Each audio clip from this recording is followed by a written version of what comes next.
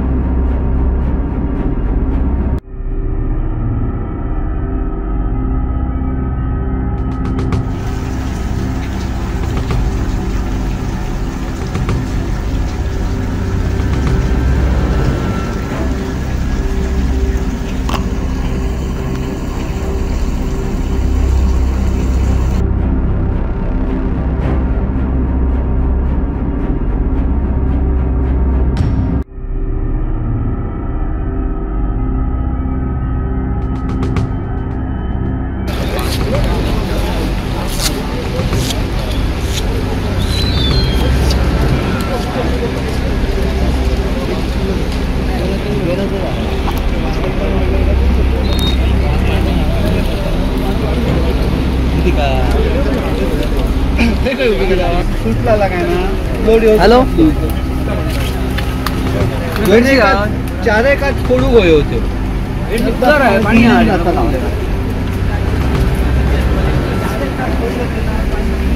बघते मी पाणी पाणी तुझा पाणी आहे भेटच्या त्या पाणी जावं हो त्या इतकं कुसं हे आलं तुझं के मारतं ना काय ना दुटाची न म्हणायचं साहजिक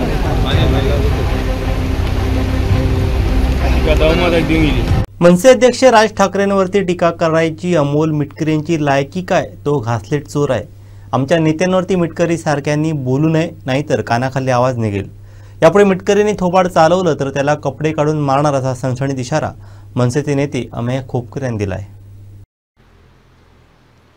आता हा जो तुम्ही मला प्रश्न तुम्ही मला विचारलात, ह्या अमोल मिटकरींनी रास्त्यावर टीका केल्याच्या नंतर अमोल मिटकरी महाराष्ट्रामध्ये सगळेच पत्रकार विचारतात अमोल मिटकरीची लायकी काय आहे, कोण अमोल मिटकरी? घासलेट चोर आहे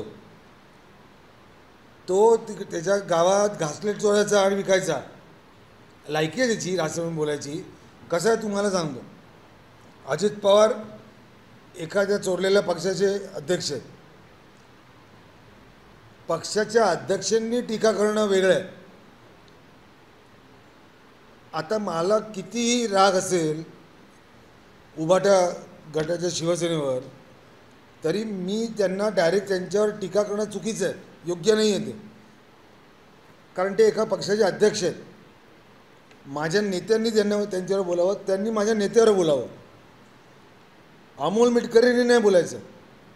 आणि तुम्हाला टीका करायची नक्की टीका करा, पातळी सोडून टीका नाही करायची, मग कानाखाली आवाजच निघेल।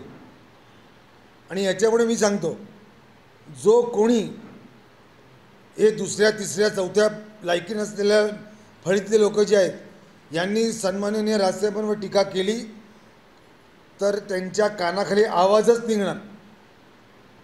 आणि मी माझ्या सहकार्यांना देखील सांगतो की राजसाहेबांवर कोणी टीका केली, मारायचं काय, गुन्हे दाखल करायचे गुन्हे दाखल करा, आमच्यावर काही फरक पडत नाही। तर मिटकरीची लपून बसला होता त्या शासकीय विश्रामगृहात दरवाजा बंद करून।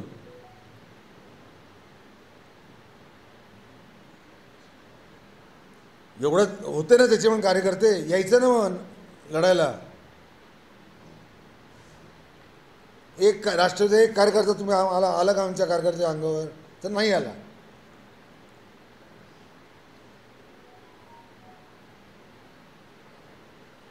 आणि राजसाहेबांच्या दबदब्याविषयी चर्चाच होऊ शकत नाही, दबदबा कायम आहे।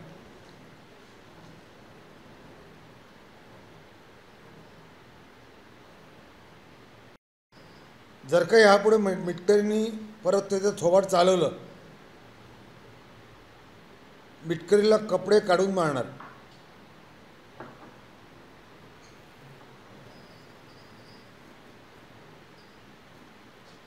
ठीक आहे.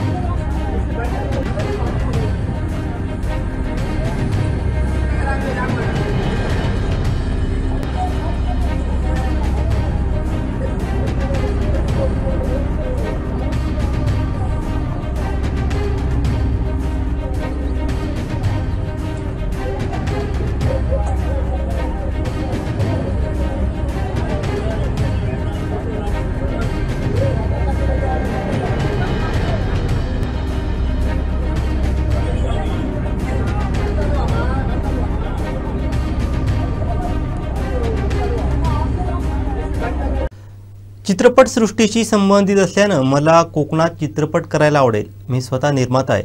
माझ्या चित्रपटात कोकणातील मुलं आली तर नक्की आवडेल. पण रात्री सकाळी चालेच्या सिरियल दरम्यान इथल्या पक्षीय लोकांनी प्रचंड त्रास दिला. त्यामुळे त्या निर्मात्याला शूटिंग बंद करावं लागलं. ही देखील वस्तुस्थिती आहे.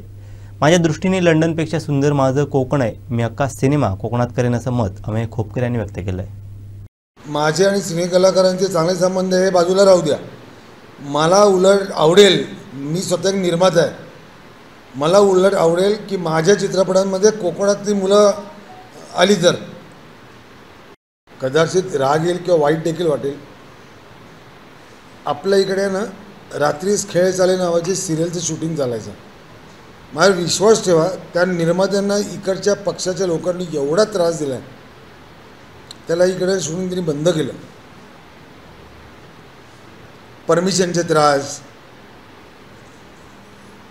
पक्षांचे त्रास. कोकणामध्ये म्हणजे मी स्वतः आत्तापर्यंत अनेक चित्रपट लंडनमध्ये केलेत, पण त्याच्यापेक्षा सुंदर माझा कोकण आहे. आणि कोकण आपण लोकांना दाखवलं पाहिजे. पण निर्मात्यांना इकडे येण्यासाठी परमिशन, ज्याला 1 विंडो परमिशन म्हणतो आपण, ती मिळू देत. त्यांना त्रास नाही, त्यांना त्रास नाही झाला पाहिजे. लोकांना आवडेल इकडे कोकणातून शूटिंग करायला, आणि मला तर 100% आवडेल. मी अख्खा सिनेमा इकडे करेन. सिंधुदुर्ग जिल्ह्यातील विधानसभा मतदारसंघात आगामी निवडणुकीची चाचपणी करण्यासाठी जिल्हा दौऱ्यावरती आलो आहोत. काही नेमणुका लवकरच आम्ही करणार आहोत. सिंधुदुर्ग जिल्ह्याचा एक अहवाल राज ठाकरेंना देणार असून त्यावर अंतिम निर्णय राज ठाकरे घेतील. उमेदवारांची चाचपणी आम्ही सुरू केली आहे. इथून मनसे निश्चित विधानसभा लढवेल असा विश्वास मनसे नेते अमेय खोपकर यांनी व्यक्त केला आहे. मला आणि आमचे विनायक मशिलकर माझे सहकारी आम्हाला इकडे येणाऱ्या विधानसभेची चाचपणी करायला आम्ही आलो आहोत. आमच्या पदाधिकाऱ्यांची भेट घेऊन त्यांचं काय म्हणणं आहे, त्यांचे काय विचार आहेत, पक्षाबद्दल त्यांचं काय म्हणणं आहे, काय करायला पाहिजे, काय नाही करायला पाहिजे. काही नेमणुका बाकी आहेत, त्या नेमणुका करायच्या आहेत. पॅरेंट बॉडीच्या देखील आहेत, आणि विद्यार्थी सेनेच्या देखील आहेत, आणि इतर संलग्न संघटना देखील आहेत. त्या देखील नेमणुका इथे लवकरच होतील. इकडे बैठका झाल्याच्यानंतर आम्ही सिंधुदुर्ग जिल्ह्यामधनं सगळीकडे फिरतो आहे. ते फिरून झालं की एक अहवाल आम्ही सन्माननीय राजसाहेबांना देऊ. मग त्यांच्यासोबत आमची चर्चा होईल, आणि मग त्याच्यावर जो काय निर्णय घ्यायचा तो अंतिम निर्णय राजसाहेब घेतील. पण सध्या तरी आमची मानसिकता निवडणूक लढवण्याची आहे. उमेदवाराची चाचपणी सुरू आहे. सन्माननीय राजसाहेबांनी आम्हाला हिरवा कंदील दिला तर इकडनं योग्य तो उमेदवार, ताकदीचा उमेदवार पक्षाकडनं निवडणूक नक्की लढेल. आणि मला खात्री आहे इकडची जनता महाराष्ट्र नवनिर्माण सेनेच्या मागे नक्की उभे राहील यावेळेला. कारण या जो सध्या जो काय राजकारणाचा चिखल झालेला आहे महाराष्ट्रामध्ये संपूर्ण देशात, पण आपण महाराष्ट्रापुरतं बोलूया. जो काय महाराष्ट्रामध्ये राजकारणाचा चिखल झालेला आहे, एकमेव आशेचा किरण हा सन्माननीय राजसाहेब ठाकरे आहेत. कारण कोकणातले अनेक विषय, आता मला काही पत्रकार बांधवांनी देखील काही विषय सांगितले, अनेक विषय आहेत. जेटीचे विषय असतील, बेरोजगारीचे विषय आहेत. मला वाटतं फिशरीजचा विषय पण मोठा नाही हो, फिशरीजचा विषय देखील आहे, रस्त्यांचा विषय आहे. सर्वात मोठा बेरोजगारीचा विषय आहे. तर यासाठी सन्माननीय राजसाहेबच त्याला न्याय देऊ शकतात. मला आशा आहे महाराष्ट्र नवनिर्माण सेनेने उमेदवार दिला तर कोकणातली जनता महाराष्ट्र नवनिर्माण सेना, राजसाहेब ठाकरे आणि आम्ही दिलेला उमेदवार यांच्या मागे ठामपणे खंबीरपणे उभे राहील. चाचपणी करायला आम्ही आलो आहोत. आम्ही अहवाल साहेबांकडे देणार, पण शक्यतो आम्ही लढण्याची मानसिकता आहे. हो,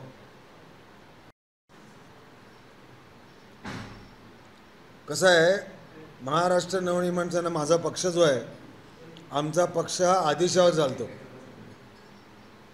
राजसाहेब ठाकरे जो आदेश देतील त्या आदेशाचं पालन महाराष्ट्र सैनिक दरवेळेला करत आलेला आहे, करत राहील. तो त्यांचा अंतर्गत विषय आहे की मंत्रिपद कोणाला द्यावं की नाही द्यावं. राजसाहेबांनी कोकणाच्या विकासासाठी एक इच्छा व्यक्त केली होती की जर का कोकणाला मंत्रिपद मिळालं तर कोकणाचा विकास व्हायला एक हातभार लागेल आणि राणेचा विकास करतील. पण आता त्यांना मंत्रिपद का नाही दिलं या प्रश्नाचे उत्तर तेच देऊ शकतात. पण द्यायला हवं होतं, विचाराल तर हो, नक्की द्यायला हवं होतं. त्यांना का नाही विचारत? अनेक पक्षाचे मंत्री आणि अनेक पक्षाचे आमदार खासदार इकडे येतात, इकडचेच आहेत, इकडचे मंत्री आहेत, इकडचे स्थानिक आमदार आहेत, स्थानिक मंत्री आहेत. तुम्ही हा प्रश्न त्यांना का? आम्ही आंदोलन करू शकतो. आम्ही सरकारचं काय म्हणतो आपण त्याला, नाक दाबू शकतो. पण जर का निर्लज्ज असतील तर त्याला आपण किती वेळ करणार?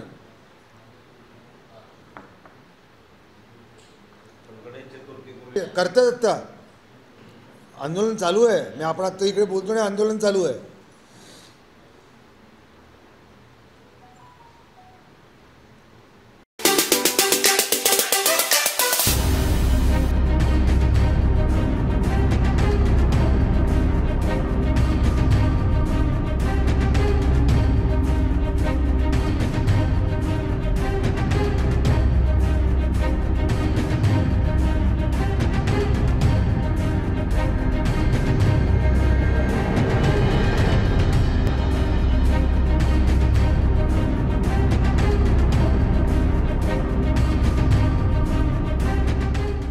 हे जवळपास 150 कोटी रुपये खर्चून ब्रिज बांधलेला आहे. हे ब्रिज बांधत असताना आम्ही PWDच्या अधिकाऱ्यांना आम्ही सांगितलं होतं की बरं हे जो पुढचा रस्ता आहे साधारण 150 मीटर, त्याला तुम्ही रिटर्निंग वॉल बांधा आणि त्याची साधारण 1 ते 1.5 मीटर भराव करा आणि उंची वाढवा, जेणेकरून प्रत्येक वर्षी पाण्याचा त्रास होतो आणि रस्ता बंद होतो त्यावेळी आणि मग वरच्या रस्त्याने जावं लागतं. परंतु त्या PWDच्या अधिकाऱ्यांनी कोणीच ऐकलं नाही आणि तिथं एक मोरी बांधलेली आहे. आता ज्या ठिकाणी गाडी गेली त्या ठिकाणी मोरी बांधली, ती मोरीच मुळातरी खाली बांधलेली आहे. तर म्हणजे एवढा खर्च करून मोरी बांधून जे रिटर्निंग वॉल बांधले त्यासुद्धा त्याचा उपयोग काय झाला नाही. आता 2 वेळा ॲक्सिडेंट असा झालेला आहे. मागच्या 15 दिवसापूर्वी 15-20 दिवसापूर्वी एक झाला, आत्ता एक झाला. मागच्या वेळी 3 माणसं वाचली, आता जवळपास 1000 माणसं वाचली. आता 2 गाड्या वाहून गेलेल्या आहेत. आता हे असं प्रत्येक वर्षी होत राहणार. आता माझं PWDच्या अधिकाऱ्यांना आणि तहसीलदार प्रशासनाला, महसूलच्या प्रशासनाला अशी विनंती आहे की अजूनही 2 महिने पाऊस शिल्लक आहे, ऑगस्ट आणि सप्टेंबर. या 2 महिन्याच्या कालावधीत पुन्हा असा प्रसंग घडू नये म्हणून इथं त्यांनी 2 माणसं ठेवावी, एक दिवसा आणि एक रात्री. गोव्यातील सिप्ला कंपनीकडून तडकाफडकी हिमाचल प्रदेश, सिक्कीम येथे बदली केलेल्या सिंधुपुत्रांच्या मदतीसाठी भाजपा नेते आमदार नितेश राणे धावून आले आहेत. आमचा हक, आमचा हक, आमचा हक. सिक्कीम, हिमाचल प्रदेश येथे बदली केलेल्या सिंधुपुत्रांनी आज कणकवली येथे भाजप नेते आमदार नितेश राणे यांची भेट घेतली. एस्मा कायद्याचा गैरवापर करून आमची बड्डी सिक्कीम येथे बदली केली आहे. गोवा येथील आस्थापनात गेली अनेक वर्ष आम्ही काम करत आहोत. अनेक कामगारांची कुटुंब सोबत आहेत. मुलांचं शिक्षण सुरू आहे. अशावेळी हिमाचल प्रदेश आणि सिक्कीम येथे आस्थापनात रुजू होणं शक्य नाही. याची व्यवस्थापनाला कल्पना दिली असता कंपनी व्यवस्थापन सूटबुद्धीने आमच्याशी वागत आहे. रुजू न झाल्यास नोकरी सोडावी लागणार आहे. यामुळे उपासमारीची वेळ आमच्यासह कुटुंबावरती येणार असल्याची कैफियत सिप्ला कंपनीच्या अन्यायग्रस्त कर्मचाऱ्यांनी आमदार राणेंसमोर मांडली. यावेळी भाजपचे नेते आमदार नितेश राणे यांनी थेट कंपनीच्या एचआरना फोन लावत याबाबत विचारणा केली. कंपनीत काम करणारी मुलं सिंधुदुर्गची आहेत. किती दिवसात प्रश्न सोडवणार असा सवाल त्यांनी केला. मी स्वतः त्यांचा पाठपुरावा तुमच्याकडून घेणार. त्यांची घरं व्यवस्थित चाललेली आपल्याला हवी आहेत. या प्रश्नी तातडीनं तोडगा काढा अशा सूचना राणेंनी केल्यात.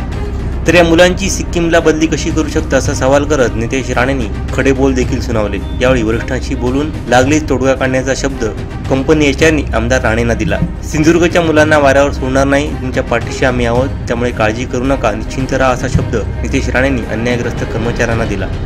यावेळी सिंधुपुत्र कर्मचारी म्हणाले, आमचं काम नितेश राणे करतील हा विश्वास असल्यानं त्यांची भेट घेतली. आमच्या पाठीशी ते उभे राहिले, त्यासाठी आम्ही आभारी आहोत अशा भावना सिप्ला कंपनीच्या कर्मचाऱ्यांनी व्यक्त केला. दोडमार्ग विसगर राज्यमार्गावरती फेडशी येथील पुलानजीक पहाटे 4 वाजता 2 गाड्या पाण्यात वाहून गेल्याची घटना घडली होती. गाडीतील सर्व प्रवाशांना बाहेर काढण्यात यश आलंय. यात कोणतीही जीवितहानी झाली नाही. मात्र गाड्यांचं नुकसान झालंय. जसजसा पाऊस व पुराचं पाणी कमी झाल्यावरती ग्रामस्थांनी ढकलून जेसीबीच्या सहाय्याने त्या गाड्या बाहेर काढल्यात.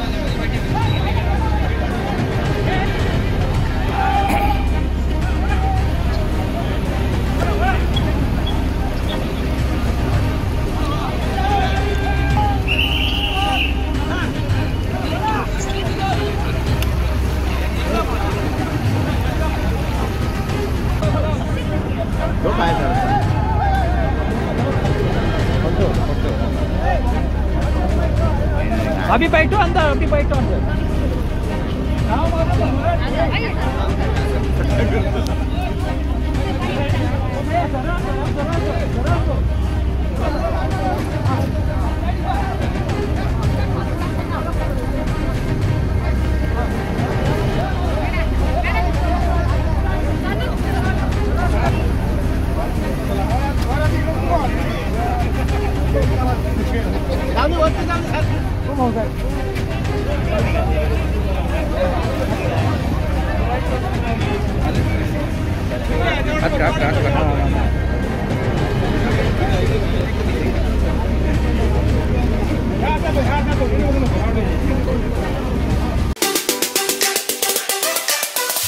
हे बघा, खरं तर मी त्यांना आजपर्यंत छत्रपती संभाजी किंवा संभाजी राजे असं म्हणायचो. त्या संभाजीला माझा निरोप आहे की ज्या पद्धतीने तू सगळं विशालगडावर पेटवलंस, महाराष्ट्रामध्ये दंगल घडेल असे जे काही आराखडे ऐकले गेले, तुला कोणीतरी पुढे केलं. त्यामुळे याच्यापुढे मी तुम्हाला म्हणणार नाही. काही लढाई विचारांची आहे आणि तुम्ही ज्या विचारांवर जातात ते शाहू महाराजांचे विचार नव्हते. ते तुमच्या वडिलांचेही विचार नाहीत. एखाद्या वडिलांनी आपल्या पोराचे विचार खोडून टाकावे हे नजीकच्या इतिहासात कधीही घडलेलं नाही. म्हणजे हे बेदखल केल्यासारखं आहे. वडिलांनी तुमचा निषेध करणं म्हणजे तुम्हाला बेदखल करण्यासारखं आहे. मी तर पुढे बसलो होतो, मला फक्त आवाज आला गाडीतनं, गाडीवर काहीतरी पडल्यासारखा आवाज आला. पुढे जाऊन आम्ही थांबलो, तोपर्यंत उलटे फिरले. हे 3च पोरं होती. माझ्या पोलिसांकडे 4 रिव्हॉल्वर होते, 24 गोळ्या होत्या. 4 पोलीस होते. ते असल्या भ्याड हल्ल्याने माझ्या धर्मनिरपेक्षता आणि या स्वभावात आणि मुसलमानांसाठी केलं वगैरे, मी मुसलमानांसाठी लढत नसतो, मी विषयावर लढतो. गजापूरमध्ये जेव्हा तुम्ही मस्जिद तोडलीत तेव्हा तिथे फक्त हिंदू राहत नाही, मुसलमान राहत नाहीत, तिथे हिंदू राहतात 80%, आणि ते एकोप्याने राहतात. त्यांचे सगळे सण एकोप्याने साजरे केले जातात. ही कोल्हापूरची परंपरा आहे. कोल्हापूरमधले मस्जिदीच्या बाहेर, एका मस्जिदीच्या बाहेर, पौराणिक मस्जिदीच्या बाहेर गणपतीचा हे आहे, मूर्ती आहे. ही सामाजिक एकता शाहू महाराजांनी जपली होती. ती सामाजिक एकता खरं तर या घराण्याने जपायला पाहिजे होती.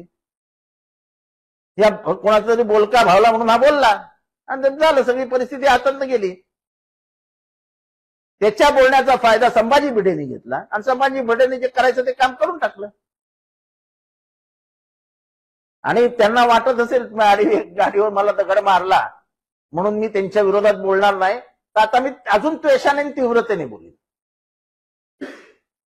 मी आजपर्यंत तरी आहोजाहो करायचो. तुम्ही विचाराने चुकलात, तुम्ही शाहू महाराजांचे विचार सोडलेत, आम्ही नाही सोडले. तुम्ही रक्ताचे वारसदार आहात, आम्ही वैचारिक वारसदार आहोत. स्वतःच्या वडिलांनी तुम्हाला बेदखल करून टाकलं, स्वतःच्या वडिलांनी तुमचा निषेध केला. खरं राजकारण त्याच्या मागचं हे की तुमच्या मनामध्ये आग आहे, जळतंय तुम्हाला की तुमचे वडील खासदार झाले. तुम्हाला खासदारकीचं तिकीट हवं होतं, सगळ्या पक्षांच्या दरवाज्यात जाऊन आले तुम्ही. त्यांनी तिकीट न दिल्यामुळे आपले वडील खासदार झाले, याच्यातनं तुम्हाला जो आग लागली ना, त्याच्यातनं तुम्ही हे सगळे बेताल वक्तव्य करतात आणि बेताल वागतात. आज सत्य सांगितलं मी महाराष्ट्राला. हा हल्ला जो आहे तो तुमच्यावर नसून सर्वसामान्यांवरती हल्ला आहे. शरद पवार, चंद्र पवार यांच्या गटावरती जो हल्ला आहे, राष्ट्रवादीवरती हल्ला आहे. यापुढे कुठेतरी नाही, मला हे असं माझ्यावर हल्ला म्हणजे राष्ट्रवादीवर आहे असं मला काही वाटत नाही. हा हल्ला आहे तो माझ्यावरच आहे. मी पक्षापेक्षावर काय ढकलत नसतो. माझं बोलणं होतं, मी बोललो होतो, माझं इतर कोणी बोललं नव्हतं आणि मी आजही बोलतो की छत्रपती शिवाजी राजेंचे हे वारसदार राजर्षी शाहू यांचे विचार यांच्याशी गद्दारी संभाजीने केली.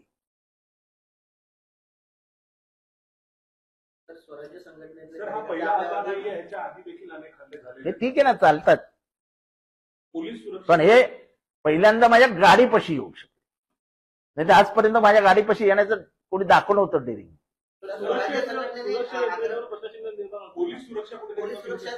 पोलीस सुरक्षेबद्दल वगैरे काही बोलणार नाही. ठीक आहे, ते झालं. गाडी चालत होती, 4 ते 5 लोक हातामध्ये मोठा काठी आणि डंडा घेतले होते, दगडफेक पण झाली. मला हे फक्त दगड पडल्याचं समजलं. पुढे जाऊन मी गाडी थांबवली, पण ते उलटे पळून गेलेले होते. देवगड आनंदवाडी येथील श्री विठ्ठल रखुमाई मंदिर हरिनाम सप्ताहाची शुक्रवारी घट पाण्यात सोडून सांगता होणार आहे.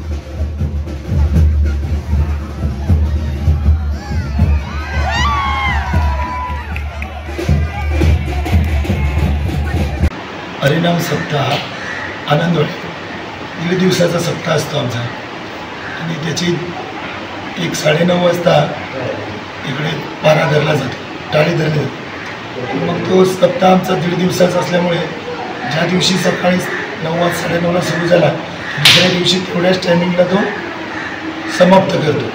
तो समाप्त झाल्यानंतर म्हणजे इकडे जो मंदिरात आपण जो टाळमधून घेऊन वारकरी नाचत असतो ते, आणि त्याच्यानंतर त्या रात्री संध्याकाळी 6 वाजल्यापासून आमचे पूर्ण रात्र दुसऱ्या सकाळी 6पर्यंत दिंडे असतात.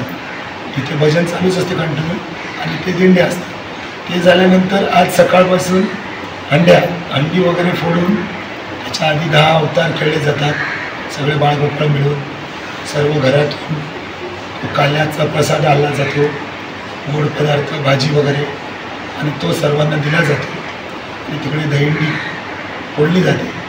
आणि मग दुपारी त्याच्यानंतर गाव प्रदक्षिणा वगैरे होऊन सगळं 1-2 वाजेपर्यंत सगळं होतं. नंतर आज संध्याकाळी परत 7 वाजता आरती होणार, रात्री 12 वाजता आरती होणार, पहाटे 4 वाजता आरती होईल. उद्या दुपारी 12 वाजता आरती करणार नैवेद्य दाखवून, आणि महाप्रसाद वगैरे दुपारी नंतर होणार.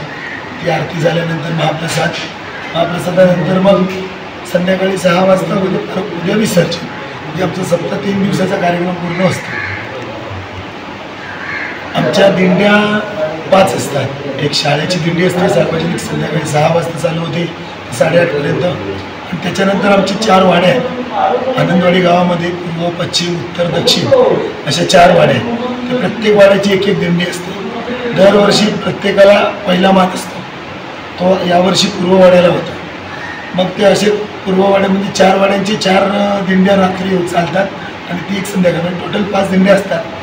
आणि मंदिरामध्ये पहारे म्हटलं तर तुम्ही आमच्या वाडीचे 4 झाल्यानंतर महिलांचा आहे आमच्या आनंदवाडी महिला मंडळ, त्यांचा एक पारा असतो. त्याच्यानंतर नरेंद्र महाराज संप्रदायवाले आहेत त्यांचा एक पारा असतो सार्वजनिक, ते सर्व देवगडमध्ये. त्याच्यानंतर देवगड किल्ला, देवगडमधील स्थानिक लोक महिलांचा एक पारा आहे, स्वानंद भजन मंडळ, तो एक महिलांचा 1 तासाचा कार्यक्रम त्यांचा पारा होतो.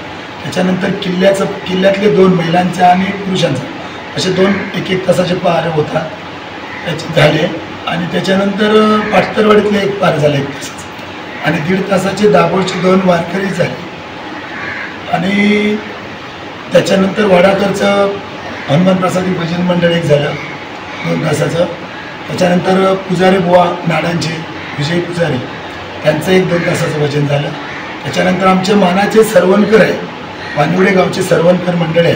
ती आमची पूर्वंपार म्हणजे सप्ताह जो आमचा 1936 साली सुरू झाला त्यावेळीपासून ते आमच्या लोकांच्या सहवासात असल्यामुळे त्यावेळीची तारवं वगैरे होती तर ते सर्व संपर्कात होते.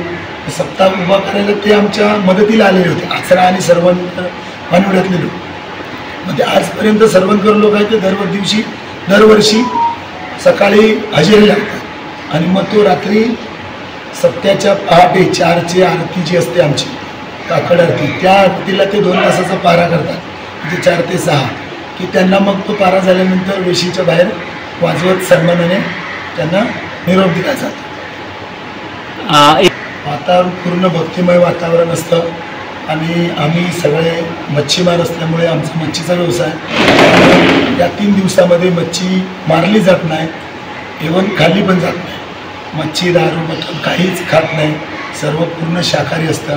आणि पूर्ण भक्तिमय वातावरण म्हणजे आमच्या जे माहेरवासनी आहेत, आमच्या बहिणी आहेत त्या, ते जे मुंबईला आहेत, कुठे परगावी दिलेले आहेत, त्या सगळ्या त्या दिवशी हजर होतात. आदल्या दिवशी मुंबईतले चाकरमानी आहेत ते सगळे हजर होतात. आणि ते पूर्ण जोशामध्ये, म्हणजे तो संचार तो जा आमचा पांडुरंगाचा तो सत्वच तसा आहे, ते सगळं हरवूनच टाकतं. शेवटी ठळक घडामोडी पुन्हा एकदा. दोडामार्गमध्ये पूरस्थिती, त्या सिंधुपुत्रांच्या मदतीला धावले नितेश राणे. आणि मनसेकडून कोकणात उमेदवारांची चाचपणी. बातमीपत्रात वेळ झाली ते थांबण्याची. पाहत राहा बदलत्या कोकणचा बुलंद आवाज. कोकणचा नंबर 1 महाचॅनल कोकण साध लाईव्ह. धन्यवाद.